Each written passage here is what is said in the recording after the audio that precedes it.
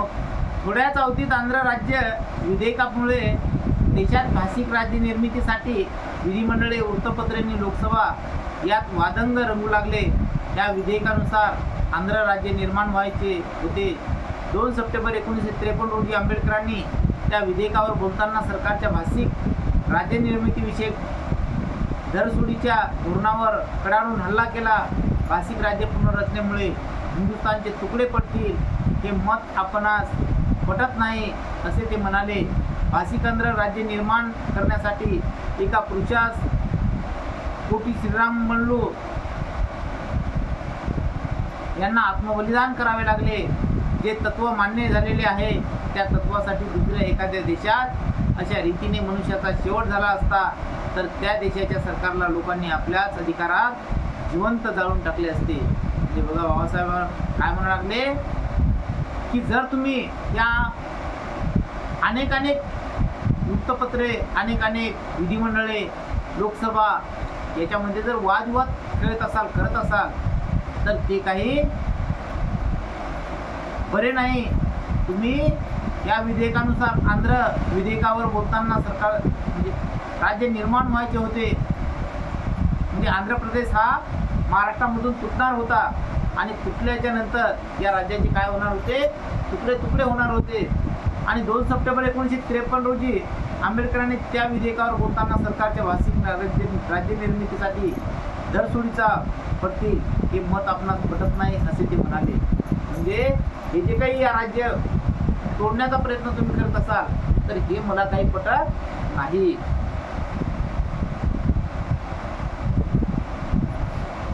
भाषिक आंध्र राज्य निर्माण करण्यासाठी एका पुरुषास कोटी श्रीरामल्लू म्हणजे त्या आंध्र प्रदेशचा एक नेता होता. म्हणजे जशा पद्धतीनं पंडित नेहरूला, महात्मा गांधीला या भारताला स्वातंत्र्य मिळण्यासाठी झटले तशा पद्धतीने या आंध्र प्रदेशाला स्वातंत्र्य मिळण्यासाठी जो श्रीरामल्लू होता यांना सुद्धा काय करावं लागलं, स्वतःचं देह जाळावं लागला, बलिदान करावं लागलं. जे तत्व मान्य झालेले आहे त्या तत्वासाठी दुसऱ्या एखाद्या देशात अशा रीतीने मनुष्याचा शेवट झाला असता तर त्या देशाच्या सरकारला लोकांनी आपल्याच अधिकारात काय केलं असतं, जिवंत जाळून टाकलं असतं. म्हणजे जर आपल्याला आपल्या देशाला जर स्वातंत्र्य मिळण्यासाठी जर माणसाला जीव द्यावा लागत असेल, बलिदान करावं लागत असेल तर मात्र हे काही योग्य नाही. कारण इतर राज्याच्या मध्ये जर अशा देशाची जर तुलना केली असती तर मात्र त्या राज्यातल्या लोकांना काय केलं असतं, त्या माणसाला जिवंतपणे सुद्धा काय केलं असतं, जाळून टाकलं असतं. म्हणजे अशा पद्धतीच्या ज्या काही सक्ती असतील तर ह्या सक्ती बाबासाहेब आंबेडकरांनी काय केल्या, व्यर्थ ठरवलेल्या आहे. अशा सक्ती तुम्ही करता कामा नये. त्या आंध्र राज्य विधेयकात हिंदूचा जुलूम, छळ आणि जातीयवाद यापासून अस्पृश्य वर्गीयांचा बचाव करण्यासाठी काटजू यांनी काहीच तजवीज केली नाही. म्हणून आंबेडकरांनी काटजूंना दोष दिला. अल्पसंख्याकांच्या हिताचे रक्षण करण्यासाठी राज्यपालांना विशेष अधिकार देण्याच्या तरतुदीचा अभाव घटनेत होता. याविषयी त्यांना खेद वाटला. आपण परंपरेचा वारसा घेतला आहे. लोक मला एकसारखे म्हणतात, अहो तुम्ही तर घटनेचे शिल्पकार. माझे त्यांना उत्तर आहे असे आहे की मी भाडोत्री लेखक होतो.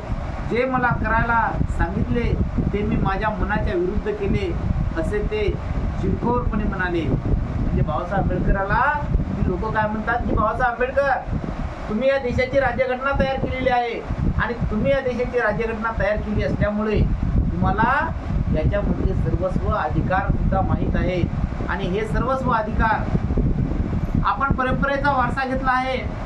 लोक मला एक सारखे म्हणतात, अहो तुम्ही तर घटनेचे शिल्पकार आहात.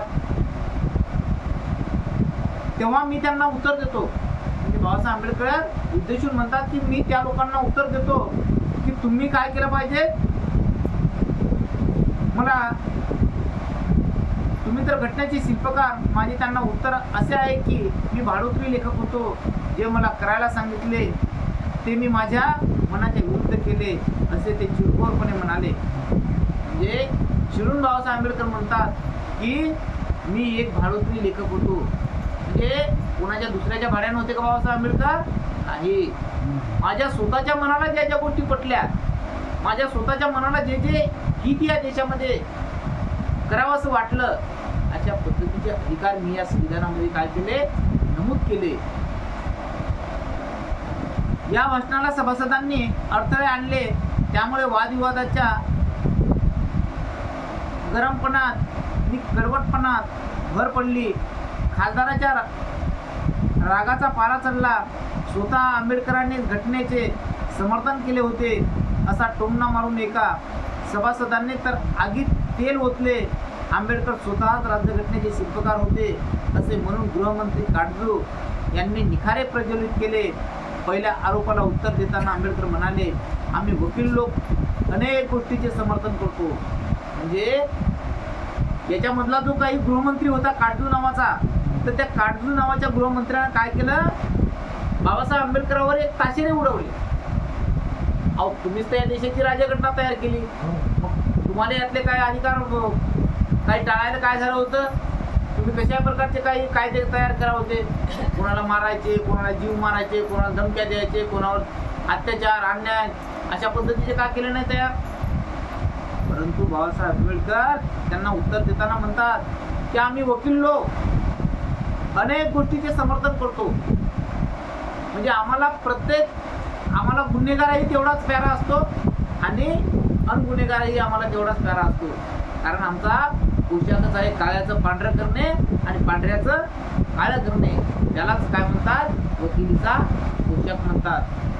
म्हणून बाबासाहेब आंबेडकर म्हणतात की आम्ही वकील लोक अनेक गोष्टीचे समर्थन करतो. म्हणजे आम्हाला अनेक गोष्टी माहीत आहेत की कोण्या रस्त्यानं कसं जायचं, कोण्या रस्त्याने कुठं करायचं, कुठं वळायचं. दुसऱ्या आरोपाला उत्तर देताना ते म्हणाले, तुमच्या ठायी असलेल्या दोषाचा आरोप तुम्ही माझ्यावर करीत आहात. आणि नंतर त्यांनी क्रोधाग्नीचा घडीमार्ग सुरू केला. ते म्हणाले, महाराज, मला लोक म्हणतात मी राज्यघटना केली, परंतु माझी अशी म्हणण्याची तयारी आहे की राज्यघटना मीच प्रथम जाळून टाकली. बाबासाहेब आंबेडकर काय म्हणतात की महाराज, तुम्ही जे म्हणतात की या देशाची राज्यघटना तुम्ही तयार केली, ठीक आहे, बरोबर आहे, परंतु माझ्या मनाला कधी कधी असा एक अफसोस होतो. का अफसोस होतो की या देशाची राज्यघटना जरूर मी तयार केलेली आहे, परंतु ही राज्यघटना चालवणारे जे हरामखोर लोक आहेत, तर हे हरामखोर लोक या देशाची राज्यघटना ज्या पद्धतीने कलम आणि कायदे त्याच्यामध्ये नमूद केलेले आहेत त्या परंपरेनुसार ती घटना चालवत नाही. त्यामुळं माझ्या मनाला कधी कधी असा खेद वाटतो की ही जी काही मी 2 वर्ष 11 महिने 17 दिवस या कालखंडामध्ये माझ्या जीवाचं रान केलं, मी जीवाचं पाणी केलं आणि या देशाची राज्यघटना तयार केली, परंतु मला कधी कधी असा खेद वाटतो की निश्चितच ही घटना स्वतःच्या हातात जाळून टाकली. म्हणजे अशा पद्धतीचा बाबासाहेब आंबेडकरांना कृष्ण या देशाचा काय होतो, राग होतो. का राग येते बाबासाहेब आंबेडकरांना? की या देशामध्ये जी अस्पृश्यता आहे, जो जातीभेद आहे, ज्या अंधश्रद्धा आहेत, रूढी आहेत, परंपरा आहेत, तर या कोणाच्या बाजूने चालत होत्या? या सर्व मनोवादाच्या बाजूने चालत होत्या.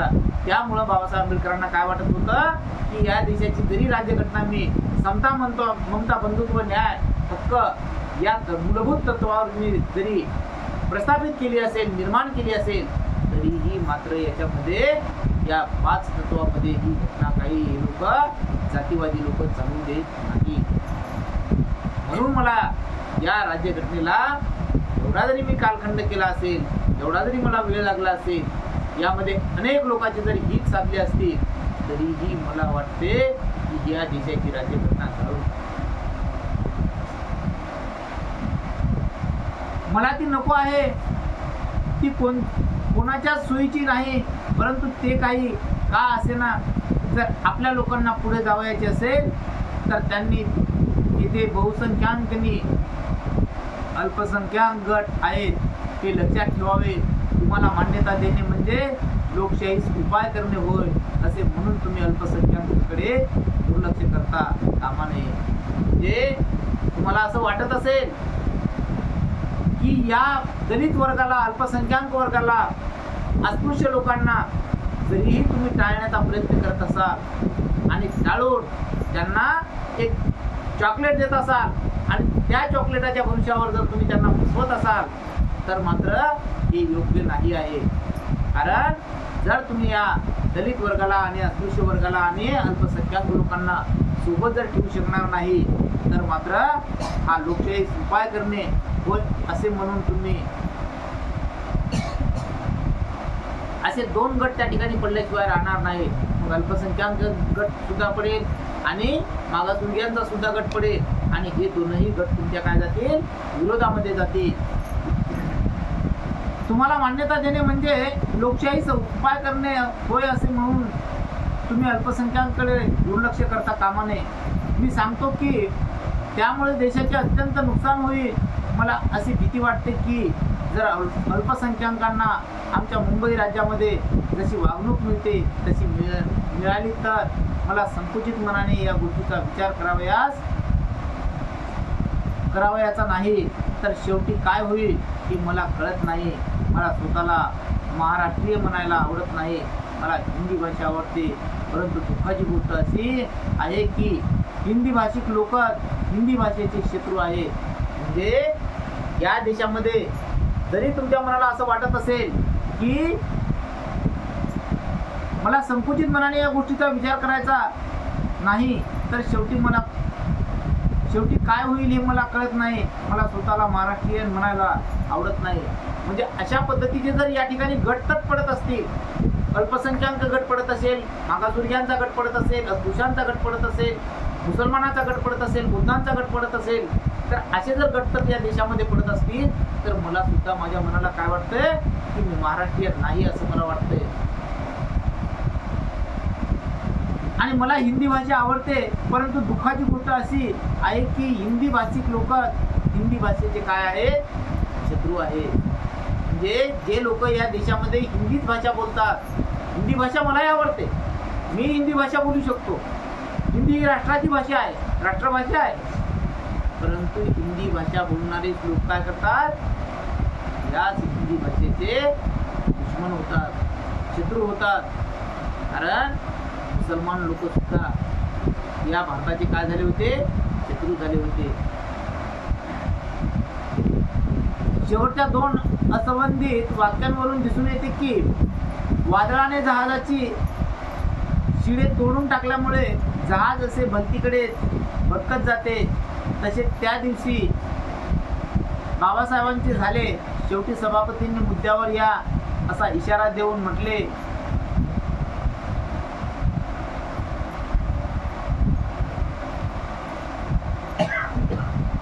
डॉक्टर आंबेडकर स्वागत असावे. हे आपले बोलणे डॉक्टर आंबेडकर उत्तरले, हो ते स्वागत आहे.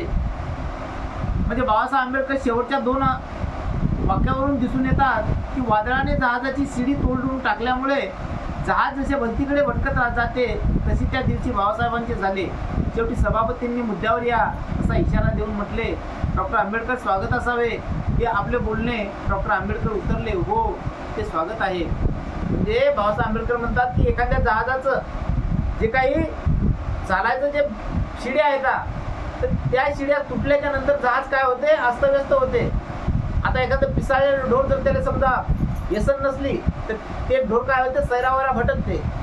तशा पद्धतीचं बाबासाहेब आंबेडकरांचं मन त्या ठिकाणी भटकून गेलं. बाबासाहेब आंबेडकर त्या सभागृहामध्ये एक असे पिसाळल्यागत झाले की या लोकांसाठी आपण काय केलं पाहिजे. या देशाची आपण एवढ्या चांगल्या तन्मनानं आपल्या जीवाचं रान करून जीवाचं पाणी केलं. या देशाची राज्यघटना तयार केली. घटना समितीमध्ये 13 सदस्याची नेमणूक केली होती. परंतु या देशाची राज्यघटना तयार करण्यासाठी माझ्या एकट्यावर जबाबदारी पडली. या देशाची राज्यघटना मी एवढ्या कष्टानं तयार केली. तरीही मात्र ही जातीवादी मंडळी मला अशा पद्धतीची वर्तणूक का देत आहे. म्हणून बाबासाहेब आंबेडकरांना ती वाटत होतं की या देशाची राज्यघटना सुद्धा मी पेटवून टाकावं आणि म्हणून असे भटकत जावे अशा पद्धतीची बाबासाहेब आंबेडकरांची परिस्थिती झाली. मग शेवटी सभापतीला असं लाज वाटली की आता बाबासाहेब आंबेडकर काही भडीमार थांबू देत नाहीत. बाबासाहेब आंबेडकरांचं मन हे एखादं पिसाळ्या कुत्र्यागत झालेलं आहे आणि आता इथं जसं पिसाळ्यागत झालेलं आहे तर ते आता कोणाची गोष्ट या सभागृहामध्ये मानायला तयार होणार नाहीत. म्हणून त्या सभापतीनं काय केलं, बाबासाहेब आंबेडकरांना शांततेचा इशारा केला की बाबासाहेब, तुमचं स्वागत आहे, तुम्ही जे जे का अनमोल अधिकार या ठिकाणी मांडतात ते अतिशय चांगले आहेत, परंतु या सभागृहामध्ये त्यांना मंजुरात मिळणं फार काय आहे कठीण आहे. म्हणजे तोंडावून तर हात फिरवायचा, परंतु कृतीमध्ये काहीच आणायचं नाही. आंबेडकरांच्या राज्यघटनेवरील हा हल्ला विषारी होता. ते खरेच अत्यंत दारुण निराशेच्या आणि वैफल्याच्या भावनेमुळे त्यांनी हा हल्ला करून कडकडाट केला. त्यांच्या असमाधानात सात्विक संतापाची भर पडली. वृत्तपत्र जगताने त्या भाषणाविषयी खेद प्रदर्शित केला. आंबेडकरांची ही रागीट प्रतिक्रिया पाहून वृत्तपत्राची राज्यघटनेच्या 3ऱ्या वाचनाच्या वेळी आंबेडकरांनी जे वैभवशाली भाषण केले त्यांची त्यांना आठवण करून दिली. म्हणजे बाबासाहेब आंबेडकरांना त्या राज्यघटनेबद्दल 3ऱ्या सभेमध्ये भाषण केलं आणि ते भाषण कसं होतं, मौलिक भाषण होतं, वैभवशाली भाषण होतं. आणि मग त्याची काय केली, त्यांनी आठवण करून दिली. अल्पसंख्याकांना ज्यादा हक्क देण्याविषयी आंबेडकरांनी जे गाऱ्हाणे मांडले होते त्यांना उल्लेख करून पी कोदंडराव म्हणाले, आमच्या आधुनिक म्हणून स्वतः अस्पृश्य म्हणावे ही दुःखाची गोष्ट आहे. बघा, ते कोदंडरून काय म्हणतात की बाबासाहेब आंबेडकरांना त्या राज्यघटनेमध्ये अनेक अल्पसंख्याकांसाठी कायदे काढले, अल्पसंख्याकांना हिताच्या बाजू मांडल्या, म्हणजे अस्पृश्य लोकांना उचलण्याचं काम केलेलं आहे. परंतु हे काही योग्य आम्हाला वाटत नाही, कारण आमच्या मनूमध्ये आमचा जो काही मनुवादी ग्रंथ होता या देशाचा, तर त्या ग्रंथामध्ये मात्र स्वतःच अस्पृश्य बनावे ही दुःखाची गोष्ट आहे. काहींनी तर आंबेडकरांची तुलना आपल्या मुलाच्या धिक्कार करून इतरांचं त्यांचे तुकडे करावयाला आमंत्रण देणाऱ्या कोपिष्ट आईशी केली. म्हणजे आंबेडकरांची तुलना आपल्या मुलाचा धिक्कार करून इतरांना त्यांचे तुकडे करायला आमंत्रण देणाऱ्या कोपिष्ट आईची केली आहे. म्हणजे बाबासाहेब आंबेडकरांचा काय केलं, या लोकांना धिक्कार केला. म्हणजे एखादी कुपोषित जी आई असते आणि ते बाळ काय होते, मग कुपोषित आई बालक होते, तशा पद्धतीचा बाबासाहेब आंबेडकर सुद्धा काय झाले पाहिजे, तसे कुपोषित का झाले नाहीत. कारण काय होतं की यांनी जी राज्यघटना तयार केलेली आहे, तर ही राज्यघटना आमच्या हिताची नाही. त्यामुळं बाबासाहेब आंबेडकरांवर जी लोक काय करतात, भडीमार करतायत. तथापि आंबेडकरांचा राग आईसारख्या प्रेममूलक होता, तो देशमूलक नव्हता. ते आपली बाजू सावरण्याचा प्रयत्न त्वरित केला. त्यावरून दिसून येते पुढील आठवड्यात सरकारने अभावितपणे राज्यघटनेवर आक्रमण केले. मग काय विचारता, आंबेडकरांनी सरकारला धारेवर धरले. पेप्सूमध्ये राज्यपालाची राज्यभर चालू ठेवण्यासाठी घटनेच्या 356व्या कलमाचा सरकारने आधार घेतला. त्या कृत्यामुळे सरकारच्या तोंडाला काळिमा लागेल असा आंबेडकरांनी राज्यसभेत इशारा दिला. ते म्हणाले, ही गोष्ट चुकीची आहे, ती करता कामा नये. त्यांच्या भाषणात त्यांनी सरकारने मद्रासच्या विधान परिषदेचे सामान्य सभासद असणाऱ्या राजगोपालाचारी यांना मद्रासचे मुख्यमंत्री नेमल्यामुळे आणि सार्वत्रिक निवडणुकीत पराभव झालेल्या मोरारजी देसाई यांना मुंबई राज्याचे मुख्यमंत्री नेमल्यामुळे सरकारवर घणाघाती हल्ला केला. त्या दोघांची पटवृत्ती ही सरकारने राज्यघटनेवर केलेल्या अत्यंत निर्दय अशा प्रहारची 2 उदाहरणे होत, असे त्यांनी राज्यसभेच्या निदर्शनास आणून दिले. म्हणजे मद्रासच्या सरकारचा आणि महाराष्ट्राच्या सरकारचा बाबासाहेब आंबेडकरांना काय केला, एक विचार विनिमय घेतला की त्या सरकारनं जशा पद्धतीनं केलं असेल तशाच पद्धतीनं सुद्धा या महाराष्ट्राच्या सरकारनं सुद्धा कामगिरी केली पाहिजे. त्या दोषाची पटवृत्ती ही सरकारने राज्यघटनेवर केलेल्या अत्यंत निर्दय अशा प्रकारची 2 उदाहरणे होत, असे त्यांनी राज्यसभेच्या निदर्शनास आणून दिले.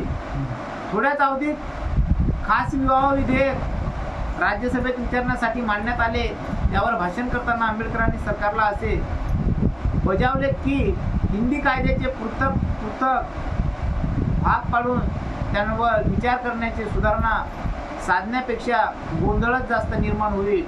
1872 सालचा कायदा रद्द करण्यापेक्षा त्यात विधेयकाने सुधारणा करावयास हवी होती.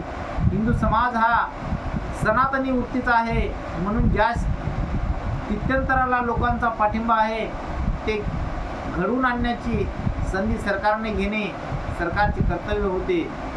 म्हणजे ज्या काही 1972 सालचा जो कायदा होता तो कायदा तुम्ही काय केला पाहिजे, बंद केला पाहिजे. आणि तुमचे जे काही सुधारणा आहेत, तुमचे जे काही विचार आहेत, तर याच्यामध्ये कुठल्याच प्रकारचा गोंधळ निर्माण होईल. म्हणून 1872 सालचा कायदा रद्द केला पाहिजे. आणि 1872 सालचा कायदा रद्द करून ज्या स्थित्यंतराला लोकांचा पाठिंबा आहे ते घडवून आणण्याची संधी सरकारने घेणे सरकारचे कर्तव्य होते. म्हणजे लोकांच्या हिताचे जे काही कायदे असतील, लोकांच्या कार्यासाठी जे उपयुक्त ठरत असतील, जीवनमान जगण्यासाठी जे उपयुक्त ठरत असतील, तर अशाच पद्धतीचे कायदे तुम्ही काय केले पाहिजे, अंमलात आणले पाहिजे. हे सर्व काय आहे, सरकारचे कर्तव्य आहे. स्थावर जंगम मालमत्तेवर कर बसविण्यासाठी मांडलेल्या विधेयकावर राज्यसभेत भाषण करताना 18 सप्टेंबर 1953 रोजी आंबेडकरांनी सरकारला अशी सावधगिरीची सूचना दिली की इस्टेट करामुळे सरकारला मिळणारे उत्पन्न ते गोळा करण्यासाठी आणि त्यावर नियंत्रण ठेवण्यासाठी जो व्यय होईल तितकेही होणार नाही. इतर काही देशात काही गोष्टी घडल्या म्हणून आपणही तशा करण्यासाठी सरकार अविचाराने घाव मारित आहे. भारताचे युरोपच्या आंधळेपणाने अनुकरण करू नये. जे युरोपच्या हिताचे ठरले असेल ते भारताच्या हिताचे असू शकेलच असे नाही. असे उपाययोजनेच्या पूर्वी युरोपमधील लोक प्रगतीच्या ज्या टप्प्याला पोहोचले आहेत त्या टप्प्याला भारतातील लोकांनी आधी पोचावे. म्हणजे बाबासाहेब आंबेडकर काय म्हणतात, या युरोपसोबत भारताची एक तुलना केली. या भारत देशामध्ये लोकांनी जी जंगम मालमत्ता आहे, म्हणजे आता जंगम मालमत्ता कोणत्या घर असेल, जागा असेल, ती झाली आपली जंगम मालमत्ता. तर या जंगम मालमत्तेवर जो काही टॅक्स आकारणी आहे, घर टॅक्स आकारणी आहे, तर हा टॅक्स जमा करायचा आणि हा टॅक्स जमा करून काय करायचं, मग त्याचं अनुकरण करायचं. सरकार अविचाराने घाव मारित नाही. तितकेच होणार नाही, इतर काही देशात काही गोष्टी घडल्या म्हणून आपणही तशा करण्यासाठी सरकार अविचाराने घाव मारित आहे. भारताने युरोपच्या आंधळेपणाने अनुकरण करू नये. म्हणजे जर युरोपमध्ये कुठल्याच मालमत्तेवर टॅक्स आकारला जात नसेल तरीही त्या देशाचं उत्पन्न काय आहे, भरघोस उत्पन्न आहे. मग त्या देशाची तुलना करून आपल्या देशाची तुलना केली तर त्यांच्या तुलनेत आपण काही जाण्याचा प्रयत्न करू नये. कारण त्यांचं उत्पन्नही वाढलेलं आहे, आपलं उत्पन्न कमी आहे.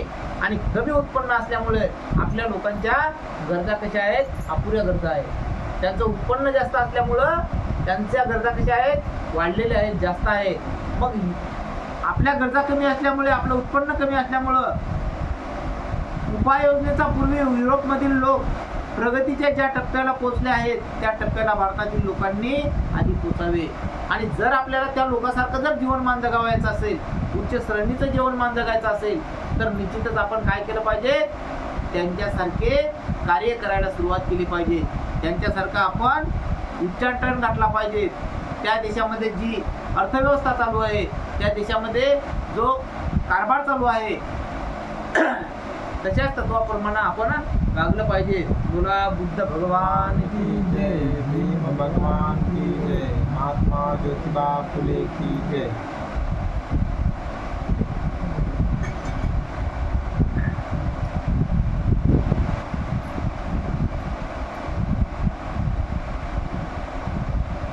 जर भारत कम्युनिस्ट देश असता तर ती गोष्ट वेगळी होती असे ते म्हणाले.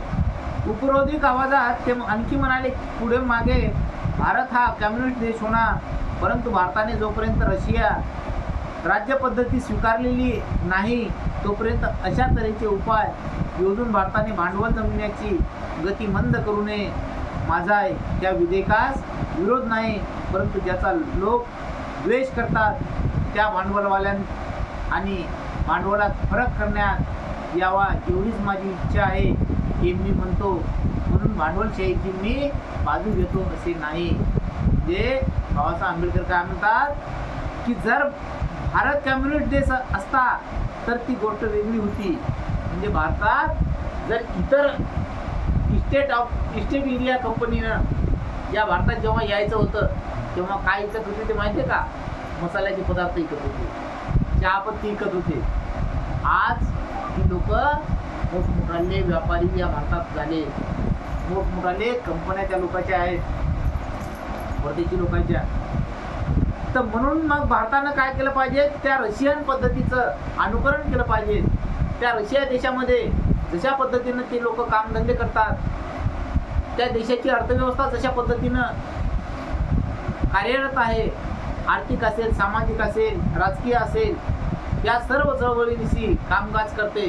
तशाच पद्धतीनं जर भारत देशानं केल्या गेलं तर निश्चितच भारताचा उच्चांक या भांडवलवाल्या लोकांसारखा सुद्धा होऊ शकतो. आणि जर तसा होत नसेल तर तुमच्या लोकांना असं वाटत असेल की बाबासाहेब आंबेडकर या भांडवलवाद्याच्या संगतीचे आहेत, भांडवलशाहीची मी बाजू घेतो असे नाही.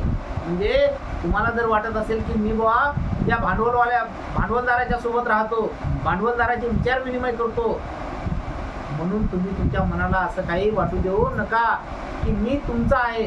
कारण माझ्यावर या दलित लोकांची काय पडलेली आहे, जबाबदारी पडलेली आहे. आणि मी अस्पृश्यांचा नेता आहे, मला अस्पृश्यांचेच हित मांडावं लागेल, मी तुमच्या बाजूनं राहणार नाही, असं बाबासाहेब आंबेडकरांनी या काँग्रेसच्या मंडळींना ठणकावून सांगितलेलं आहे. आणि आता आपण